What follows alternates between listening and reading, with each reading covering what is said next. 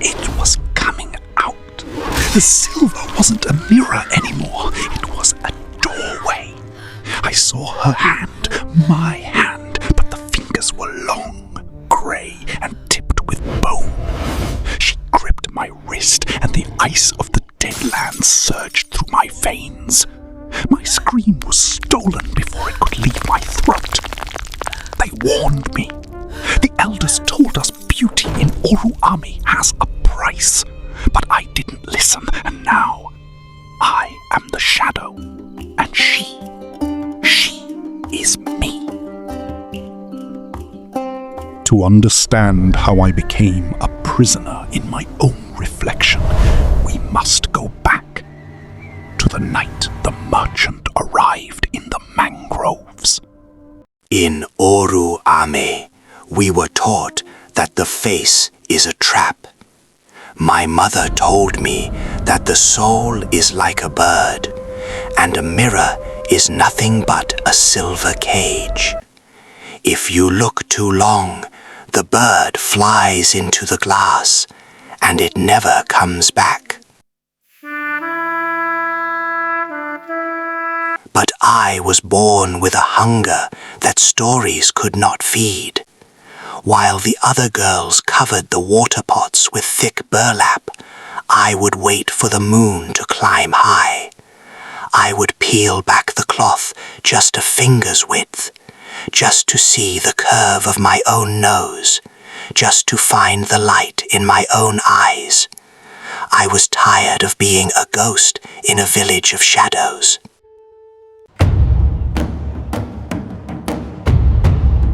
I found the truth from old Eke. He sits by the village gate where the dust never settles. He told me of a traveller who walked the mangroves, a man who carried the silver of truth, a man who could show a girl what the world had hidden from her.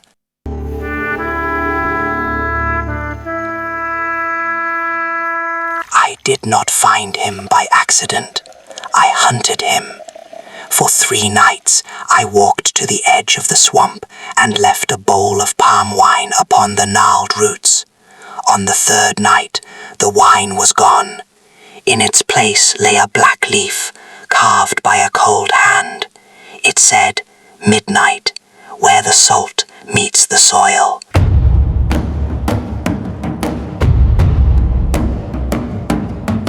I planned my escape while my mother's breath was deep in sleep. I was trading my safety for a glimpse of the girl in the water. I did not know then that the merchant does not just show you your face, he steals the heart that beats behind it. The village was a memory now. The red dust had been swallowed by a wet black hunger. Every step I took into the mangroves felt like stepping into a mouth. The mud did not just hold my feet, it pulled at them. It wanted to keep me here, among the roots that looked like the ribs of dead giants. I reached the edge of the saltwater creek. The water was not like the water in the village pots. It was thick, it was still. It was a black mirror that refused to show the moon. I stood there, clutching the clay gourd to my chest. The ceramic was cold against my skin, but the palm wine inside was warm, like a beating heart. I waited. The silence was not empty. It was heavy. It pressed against my ears until I could hear the blood rushing through my own veins. The fog began to breathe.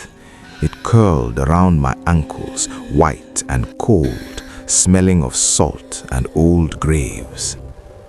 Then the trees moved, but there was no wind. He did not walk toward me, he simply became part of the night, a tower of grey shadow standing where the salt meets the soil.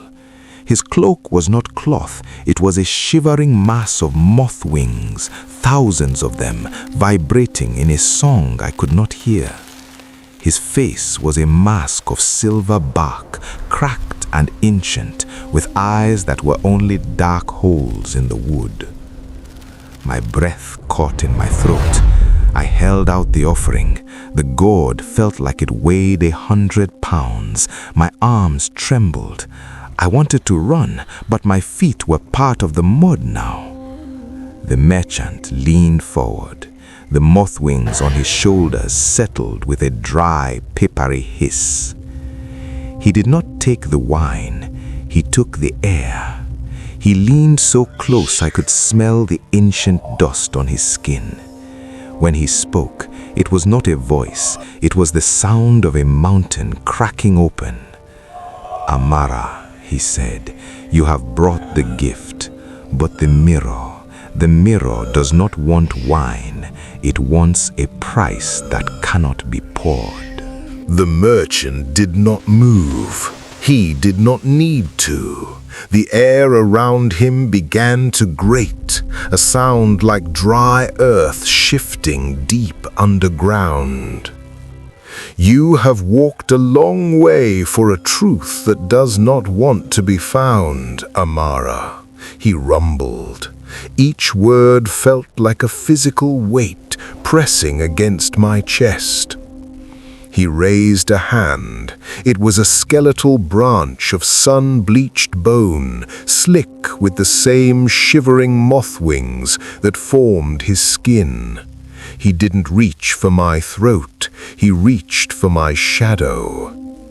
As his bone fingers brushed the dark shape of me on the mud, the world turned cold. Not the cold of the rain, but the cold of a deep forgotten grave. I felt my life leaking out of me. The warmth of my mother's fire, the smell of the morning fufu, the laughter of the village girls, it all began to turn to grey ash in my mind. "The palm wine you carry is a gift for the mud," the merchant hissed, his silver mask inches from my eyes. "But the merchant requires the light you carry inside." I looked down. The dark gourd was no longer filled with wine. It was glowing with a soft, pulsing amber light, the very essence of who I was before I entered these mangroves. The moth wings on his neck began to beat in a frantic, papery rhythm, 1,000 tiny drums inside my skull.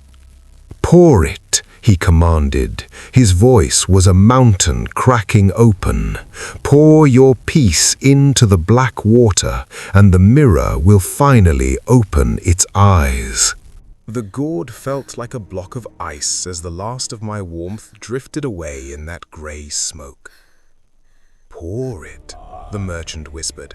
The sound wasn't in my ears, it was a vibration in my marrow.